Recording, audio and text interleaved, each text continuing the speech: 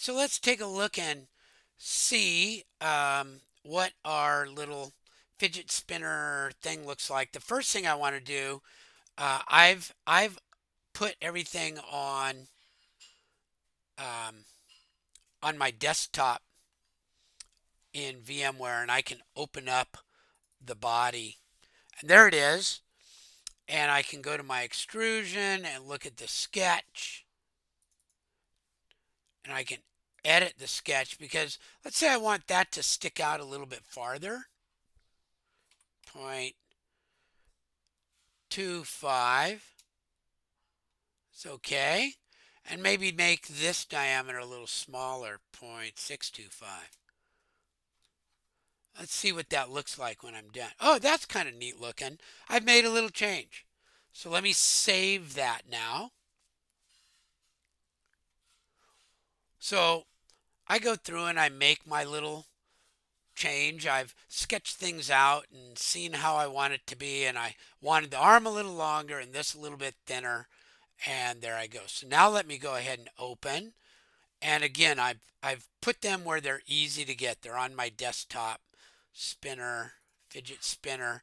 And now let me open the assembly. Open.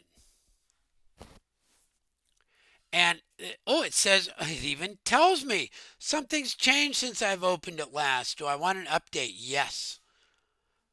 And now it puts in the latest version of the spinner. That's the idea I want to get across for you. Okay? How changeable things are, how cool that is.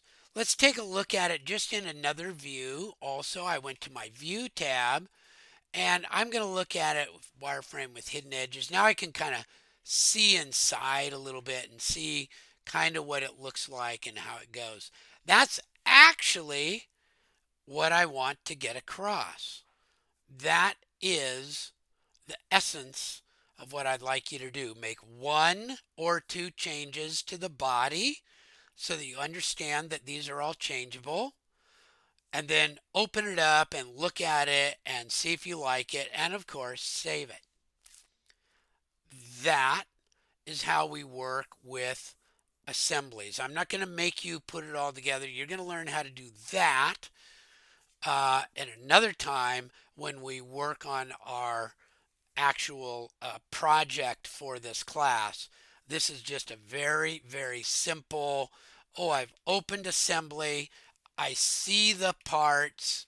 I can view it different ways, and I can change a part and have it show up that way in my assembly.